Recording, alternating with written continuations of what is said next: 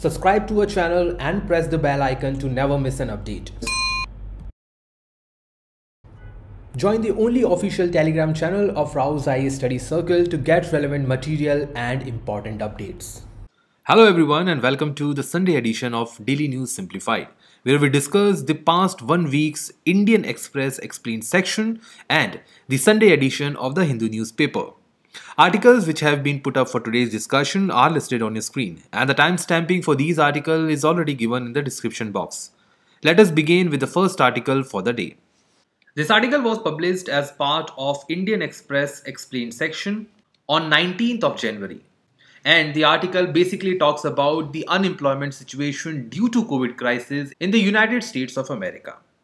The context says that the Great Resignation has largely been fueled by burnout, but other factors also include the shift to the working from home and desire to move into a more stable profession. Now, from the UPSC perspective, this is not directly associated with the preparation.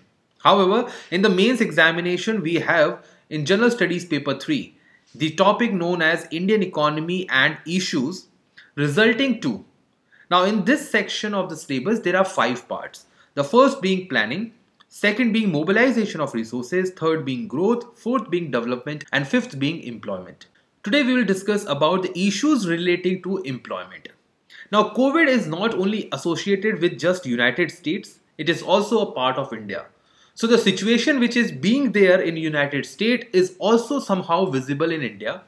So this could bring one of the important argument in your mains answer writing if a question associated with COVID-19 to the employment is asked in the future. So as we always say that good arguments can give you good marks, and good marks will definitely give you better rank in this examination. So today we'll discuss one of the important arguments from employment perspective in this discussion. Now let us understand this through this flowchart. Now in 2020 early till now we have the situation of COVID crisis. This COVID crisis has created the situation of unemployment across the nation, and India has itself seen one of the highest rate of unemployment in past 2 years. Most specifically being in the sectors of unorganized and informal. In 2020, government itself has observed that because of the agriculture and high dependence of Indian population to the agriculture, there was a bit of survival which was observed. If India would have been on the path of what US and European nations are, where only 5% of the population is dependent on agriculture and less than 2% of the GDP comes from the agriculture, then India would have seen the same level of high unemployment in the service sector, industrial sector and the urban areas. However, India was lucky enough to have this kind of backwardness benefit from the perspective of unorganized and informal sector. As agriculture is not dependent on the COVID crisis, so farmers were benefiting from the higher growth rate in 2020 and 2021. But now the situation is coming back on track. But when the unemployment was arising across the world, there were 2 types of unemployment which we have observed. The first one was the forced quitting, where people were forced to quit their current jobs, render themselves unemployed, and they were without money. The reasons were lack of demand of the product. Let's say a person is working in a particular factory which is manufacturing, let's say, plastic goods. So when markets were shut down, plastic was not in demand. Hence, factory was shut down and that person was unemployed. Then there was extended lockdowns which we have seen both the years 2020-2021, which led to the frequent recession. 2 consecutive quarters, that is 6 months, 3 months each, saw the negative growth rate in India as well as many other countries. Then lastly was the poor skills of the labor. Even when the factories and the other establishments were opened after the lockdown, owners and entrepreneurs were looking for better skilled people, and they were not ready to compromise with the past lower skilled people. And this created the forced quitting of people who were rendered jobless. The second type of unemployment was the voluntarily quitting, which is the basic focus of this article. The voluntarily quitting means the resignation which was forwarded by many people. This trend is very high in United States, as we can see. Just in 2021, in the span period of 1 year, 75 million people gave their resignation to their employers. And this is what is called the Great Resignation in United States, which was the basic theme of this article.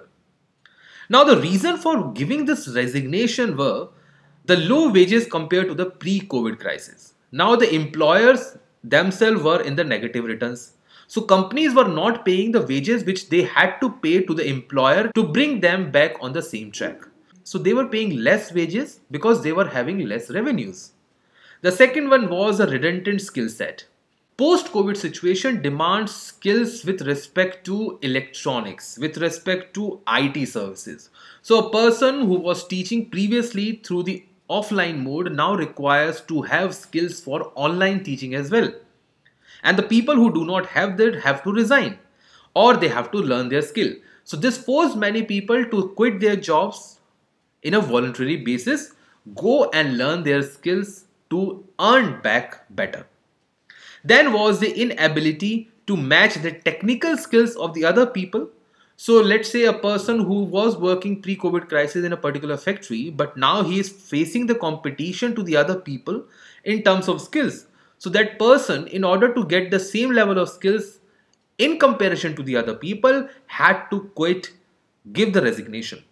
The fourth one is the work from home condition or work from home inertia. Now, many people in the past 2 years have become habitual of working from home. This was a major argument in the article itself. Now, people have become more usual to work from home that they are finding those jobs to be tough in which they have to visit to the office, that too under the severe medical conditions. So those people who find it difficult to move to the offices but prefer to work from home have resigned to their jobs. And the last one being the toxic work culture. As number of people have been reduced down because of the forced quitting and unemployment. So the number of employees who are working to a particular company have reduced down, and this has led to limited people working to the work which were done by more people. So let's say previously 50 people were working in an organization, but now 20 of them have already left the job. So the other 30 have to do the job of 50 people. Hence, the work culture has become more toxic, hectic to the people to work in that condition. And this is the fifth criteria for which people are resigning in the United States. So all these criteria can help us to frame another issue or highlight the another issue of the COVID-19 crisis and its impact on employment industry across the world as well as in India. These 5 conditions in India are not subjected to the primary sector or even the secondary sector. These conditions are subjected to the service sector, that to the urban areas, specifically the IT services, the banking, the insurance and other sectors. Those sectors have seen the toxic work culture and lack of adaptation from their employees on the ground of new skills. So that was it from this article. Let us now move to the next article for the day. This article was published as part of Indian Express Explained section on 21st of January, that is a day before yesterday. This article focuses on a very important theme where the 5G technologies have been seen as a hindrance in the air mobility or air traffic. The article titled as "The Concern over 5G and the Flight Safety." Now, flights to the United States which were going from India were briefly suspended. Now they have been resumed, but previously they were suspended after the warning which was given by the Federal Aviation Administration. And this administration has warned that the rolling out of the 5G technology in the United States closer to the airports can interfere with the on-board instruments used by the flights. Now, this brings us to the importance of this article from Prelims perspective. Technology related questions are must and should be prepared because every year UPSC asks one question in the prelim examination from the technology related pointers. They've asked a question on OLED. They've already asked a question on LTE. They've even asked a question related to DVD and CDs. So such kind of technology related questions are habitual to be asked in the prelim examination. So from that perspective, we will read this article and analyze what it has to offer. Now, why these air traffic, why this traveling was suspended? The reasons are as follows. The 5G technology has a potentially lead to the interference on the onboard instruments such as radar altimeter, which we will read very shortly. Now, the frequency which is used by the 5G technology may interfere with the frequency used by these aircrafts while traveling, while flying, or while landing to a particular airport. That may lead to the catastrophic aviation crisis. The frequency, as I said, which are used by the telecom services have very close frequency with that on the onboard instruments, which operates around 4.2 to 4.4 gigahertz range. So, well, it is like this. A flight is using 4.4 gigahertz of frequency. On the other hand, let's say a 5G tower or mobile tower is using, let's say, 4.4 gigahertz of frequency. Now the 5G tower is utilizing the frequency for telecommunication, mobile calls, video calls, internet penetration. On the other hand, the flight is utilizing their frequency for landing purposes, identifying the height, speed and other parameters. Now when both these combine together, this will create hindrance for the flights as well as for the technology. Now, when it comes to the hindrance to the mobile technology, it may not have catastrophic effect. At max, it can cause the drop down or call drops. But when there is a hindrance in the flight, it may lead to wrong altimeter, it may lead to the wrong prediction of the runways, and even there might be a crash landing of flights on the airports. And that is the concern which has been put forward in the United States, and the same was put forward in India as well. So let us understand how this entire issue functions. Now this is how an altimeter looks like inside the plane. So there are different parameters. Altimeter simply means a machine that measures the altitude. What is altitude? It is the parameter for measuring height of an object from the surface of the earth. So let's take, if this is a particular pointer of 10,000 feet. So it simply means if we see 4 or 5 or 6 value over this area, we find that the flight or the aeroplane is at 5,000 feet above the ground. Now if such kind of instrument fail to function, can a flight land perfectly on the airport? No. So 5G technology can hamper these kind of measurement. Let's say there is a frequency disturbance. So a 5G technology may not show the exact 5,000 meter, it may show 4,000 feet or meters. That will definitely create a crash landing. All airborne vehicles, including aircraft, spacecraft, and even the missiles, use the altimeter to measure their altitude and the distance they have covered. This is crucial for all the flights. There are 3 kinds of altimeters which are used. First being the barometric. As you can see on this side, we have barometric. Then we have laser, and we also have radio or the radar altimeter, which is very much used by the flights. Now commercial passenger flights, as they carry people with them, life is important, so they utilize a combination of all these 3. And along with this, they also utilize the global positioning system known as GPS. With the help of these instruments, a commercial flight or an aeroplane decide the path, height, high rise, mountains, obstacles, flying time and everything possible during their journey. Once any of these instruments fail to function on the accurate basis, there will be a crash landing. Now from this diagram, we can easily deduce that there are 2 parameters. The first one you can see in the green color. This is the frequency used by a particular airplane in order to identify the height and depth of their journey. On the other hand, we have red lines frequency, which is by the 5G tower, as you can see over here. So both these instruments, that is 5G tower as well as the aeroplane, are releasing their particular frequency. Now when there is a combination of both these frequencies, as you can see, there is a disturbance, and this disturbance can create error and will ultimately lead to crash landing of a particular plane. Hence, the airlines are suggesting to utilize that either different kind of frequency for 5G technologies or completely withdrawing the use of 5G frequency around the airports. However, exact decision as of now is not being taken.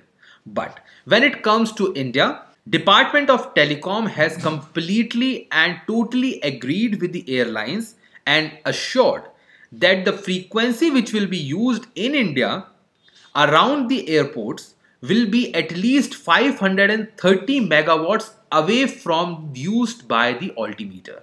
For instance, if altimeter is utilizing 4.4 gigahertz, the frequency which will be used by the 5G technology in India will be around 3.9 gigahertz or 4.9 gigahertz. That means the 5G technologies in India will not create hindrance to the flight movement and will not create any kind of accidental or fatal errors.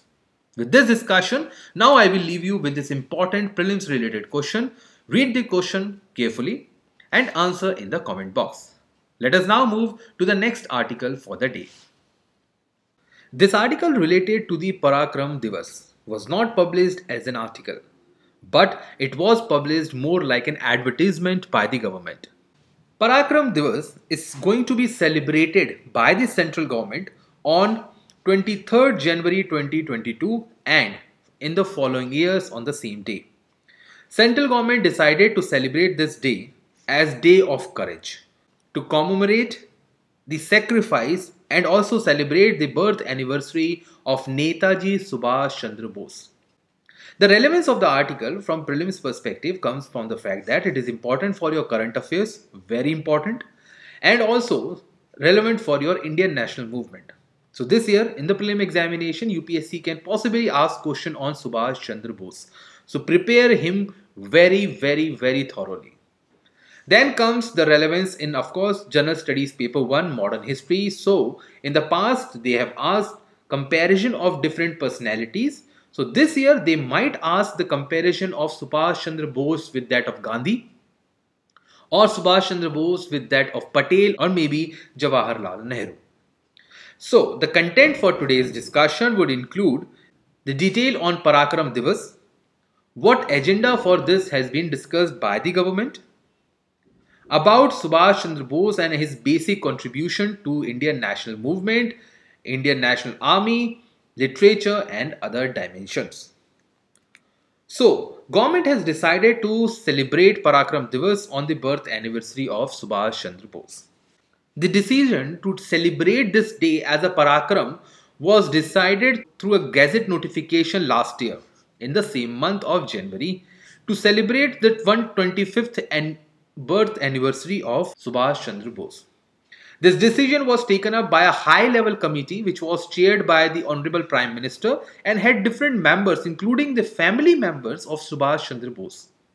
The objective behind celebrating this day to be Parakram Day or Parakram Diwas is to honor and remember Netaji's contribution towards nation building.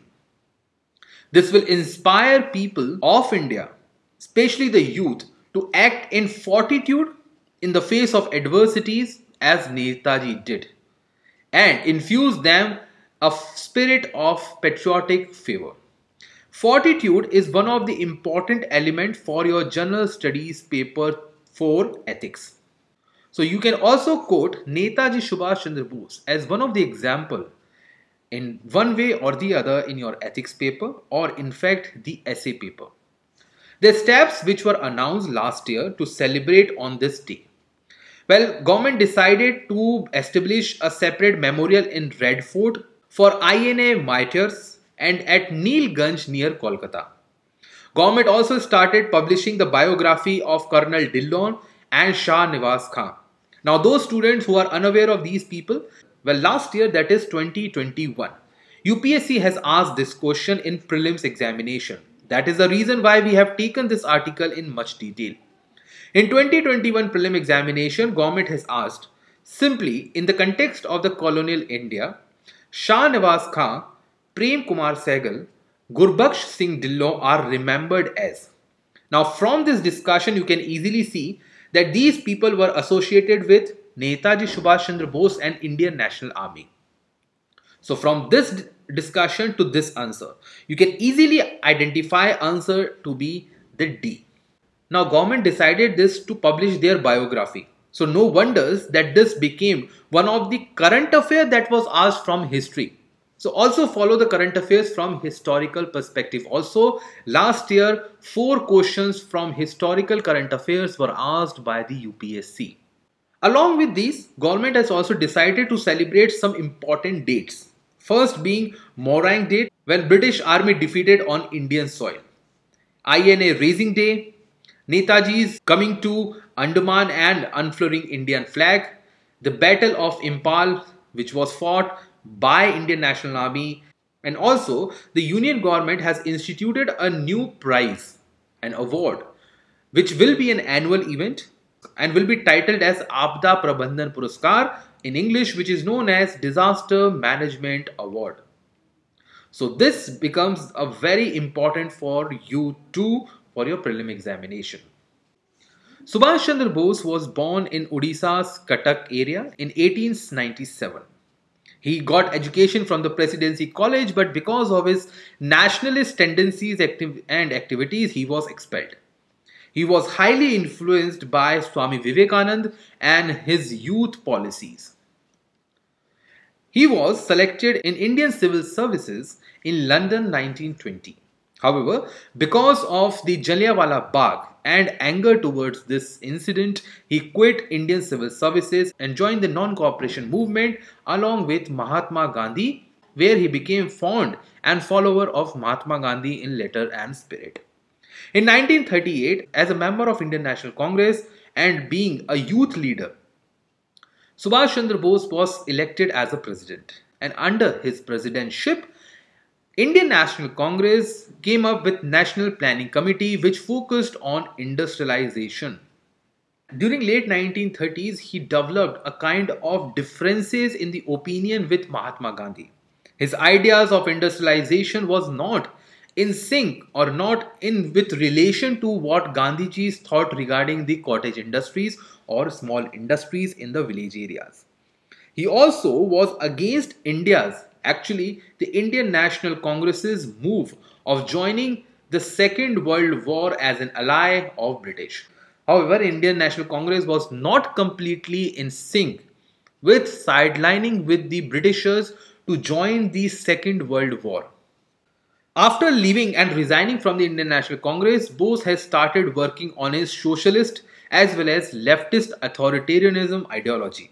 He founded the All India Forward Bloc in 1939 to put forward his views and ideas.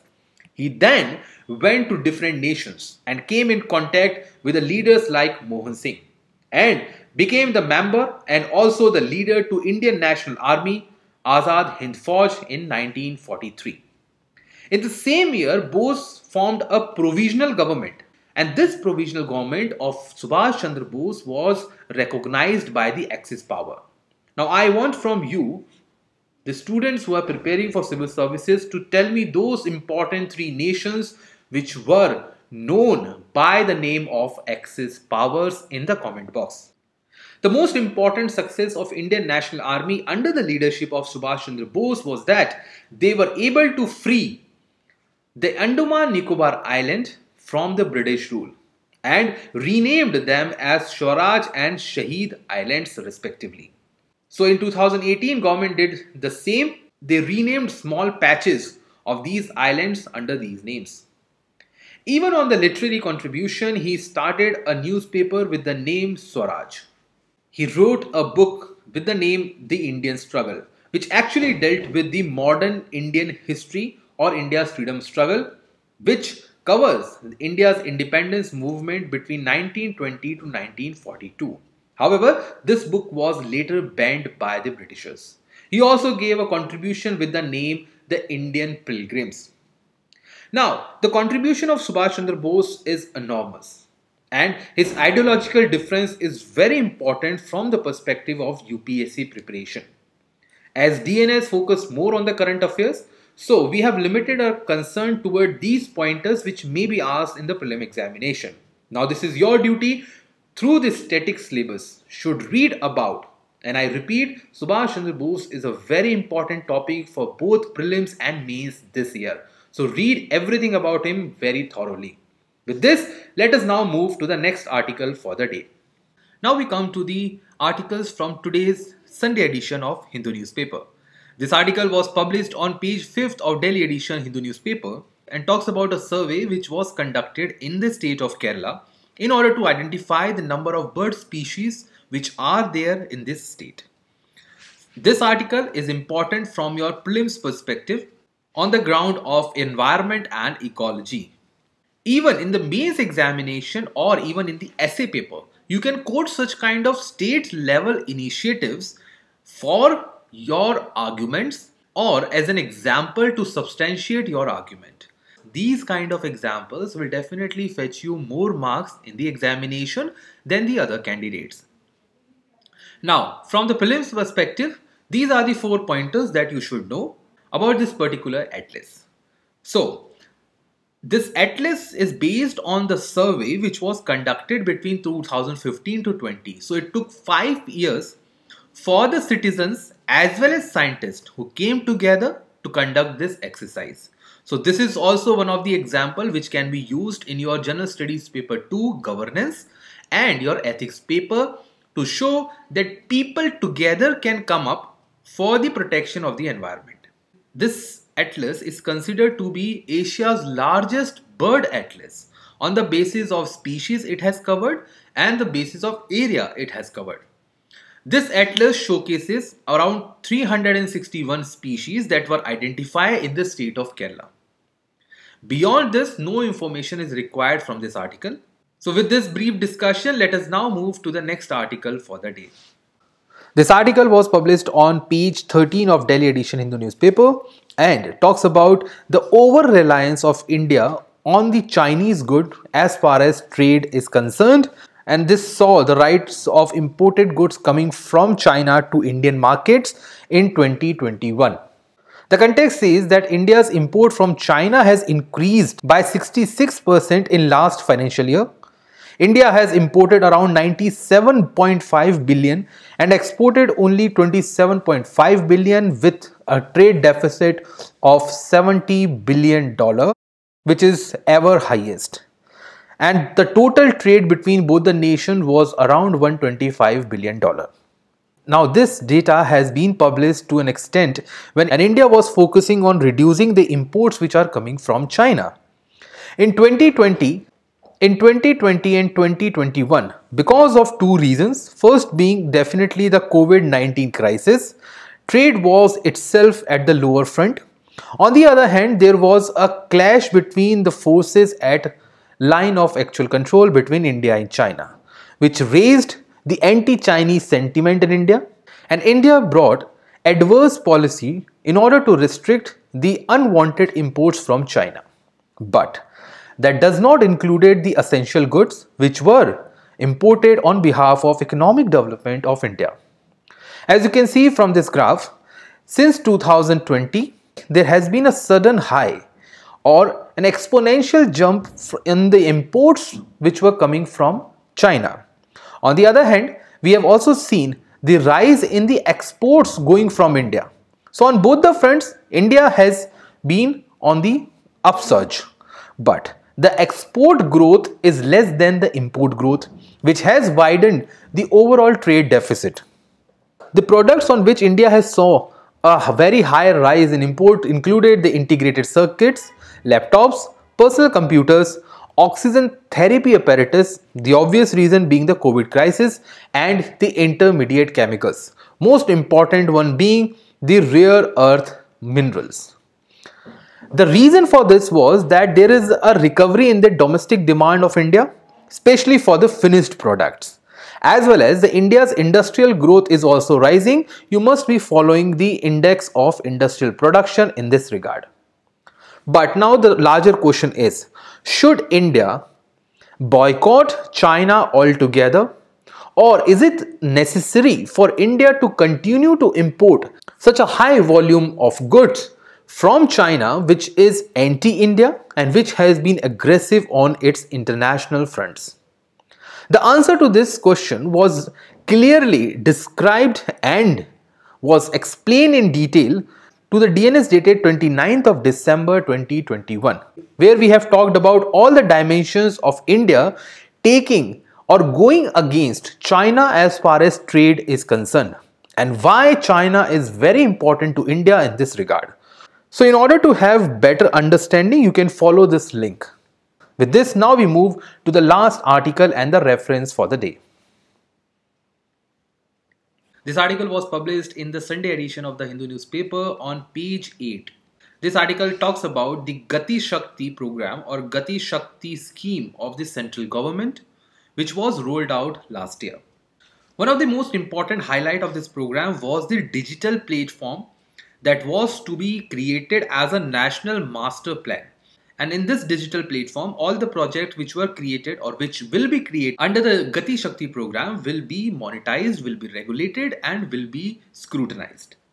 So the purpose behind Gati Shakti was to create a centralized portal for institutionalizing, planning, designing and execution among 17 different ministries. It is nothing but a project to ease of doing business in India from the perspective of infrastructure. This included the project over 100 lakh crore in the country and also cut down the logistic cost and improve the supply chain. Well, we have already discussed the National Master Plan and Gati Shakti program in much detail with the other issues of infrastructure, challenges and way forward in the DNS dated 14th of October 2021, in which we have discussed about PM Gati Shakti mission. You can watch this DNS to get more detail in this topic. Let us now move to the question of the day.